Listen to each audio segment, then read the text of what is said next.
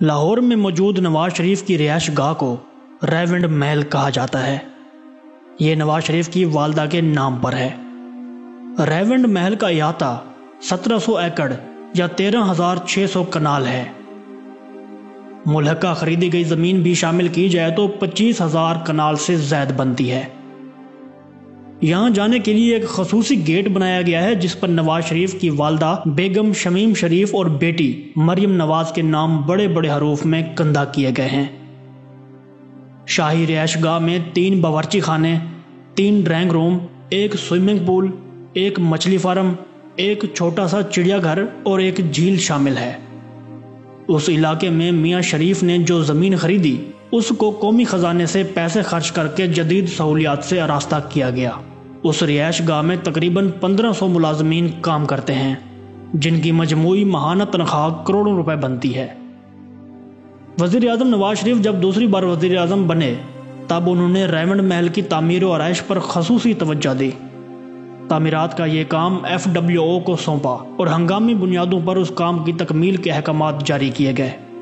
نواز شریف نے دوسری بار اقتدار حاصل کرنے کے فوراً بعد ریونڈ کی رہائش گاہ کو وزیر اعظم کیمپ آفس کا درجہ دے دیا اور یوں وفاقی ادارہ PWD کو اس رہائش گاہ کے تمام اخراجات اور ترقیاتی پروجیکٹس کے اخراجات ادا کرنے کا پابند قرار دے دیا۔ اس حوالے سے برطانیہ کے اخبار سنڈے ٹائمز میں ایک مضمون شائع ہوا تھا جس میں لکھا گیا کہ ریونڈ میں ہزاروں ایکڑ رقبے پر پھیلی ہوئی نواز شریف کی جائیداد ایک ایسے شخص کی جانب سے اپنی دولت کی بے جا نمود و نمائش ہے جو غریبوں کی زندگی بدل دینے کے نظریے کے ساتھ فروری 1997 میں برسر اقتدار آیا تھا۔ ناظرین گرامی، شریف خاندان نے ریونڈ کی زمین 13 کروڑ روپے میں خریدی تھی۔ اس سے قبل 26 جولائی 1992 کو اسلام آباد سے ایک شاہی فرمان جاری ہوا تھا۔ یہ فرمان کمشنر لاہور ڈویژن کے نام تھا۔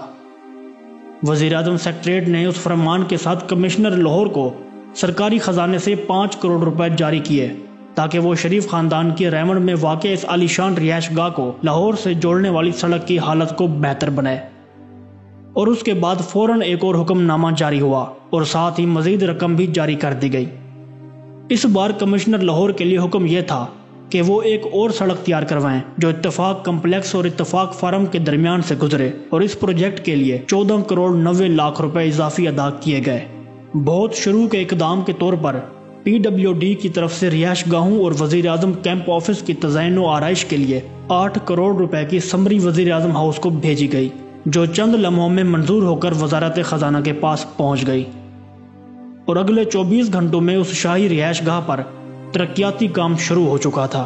یہ ایک طرح سے وزیر اعظم ہاؤس کی طرف سے کھلی جارحیت تھی کیونکہ ریاستی قوانین کے مطابق کسی کیمپ آفس پر مستقل نوعیت کی کوئی تعمیرات نہیں کی جا سکتی، لیکن ان تمام قوانین اور ضوابطوں کو رون دیا گیا۔ بعد ازاں ایک شاہی فرمان کے ذریعے سوئی نادرن گیس کو شریف فارم سے احکامات موصول ہوئے۔ پہلا حکم نامہ یہ تھا کہ مذکورہ محکمہ فوری طور پر مرکزی گیس پائپ لائن کو شریف فارم سے منسلک کر دے اور اس کام میں کسی نوعیت کی تاخیر نہیں ہونی چاہیے۔ اس موقع پر خصوصی طور پر اہتمام کیا گیا کہ گیس کی سپلائی کے ساتھ کسی دوسرے کو کنیکشن نہ دیا جائے۔ مقامی لوگوں نے اس سہولت سے فائدہ اٹھانے کی کوشش کی لیکن ان کی درخواستوں کو واپس کر دیا گیا۔ ایک محتاط اندازے کے مطابق گیس پائپ لائن کی اس تنصیب پر قومی خزانے سے 7 کروڑ روپے، جو کہ آج کل کے 70 کروڑ روپوں کے برابر ہیں، خرچ کیے گئے۔ وفاقی محکموں سے بھاری رقم وصول کرنے کے بعد دوسرا مرحلہ پنجاب حکومت کی طرف سے شروع ہوا۔ وزیر اعظم کے بھائی میاں شہباز شریف نے ضلع کونسل لاہور کو ایک حکم جاری کیا جس میں کہا گیا تھا کہ ضلع کونسل فوری طور پر 20 فٹ کارپیٹڈ سڑک تیار کروائے جو شریف فارم کے درمیان سے گزرے۔ فوری طور پر بھاری اخراجات کے بعد شہباز شریف کے حکم کی تعمیل کرتے ہوئے ضلع کونسل نے ایک شاندار سڑک تعمیر کرا دی۔ اس کے بعد ایک اور حکم نامہ جاری ہوا جس کے مطابق ضلع کونسل لاہور نے اڈا پلاٹ ریونڈ سے شریف فارم تک نہر کے دونوں کناروں پر سڑک کو شریف فارم تک پہنچا دیا۔ ریونڈ فارم پر قومی خزانے کے بے تحاشا اصراف سے صرف فارم کے لیے ترقیاتی کام تو جاری رہا لیکن قریبی دیہات کو یکسر نظر انداز کر دیا گیا۔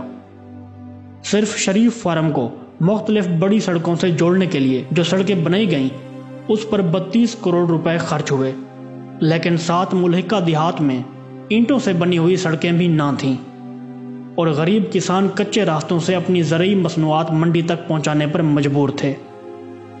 انہیں شریف فارم کو آنے والی گیس کی مین پائپ لائن سے بھی کنیکشن نہ دیے گئے اور نہ بجلی کے کنیکشن دیے گئے۔ شریف فارم کے ساتھ ہزاروں ایکڑ پر جوبلی ٹاؤن نامی سکیم کا اعلان کیا گیا۔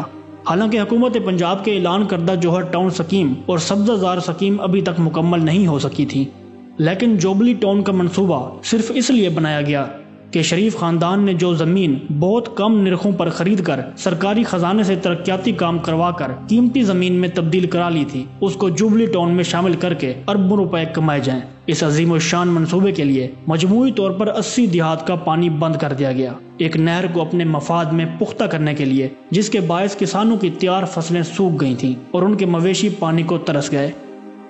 مقامی کسانوں نے اس ظلم کے خلاف جب احتجاج کرنا چاہا تو ان پر چڑھائی کر کے پنجاب پولیس کے جوانوں کو حکم دیا گیا، جنہوں نے غریب نہتے کسانوں کی خوب مرمت کی۔ ناظرین گرامی، واضح ہے کہ اس شاہی حکم نامے سے پہلے 80 مقامی دیہات کو اس نہر سے پانی حاصل ہوتا تھا اور اس سے لاکھوں ایکڑ اراضی سراب ہوتی تھی۔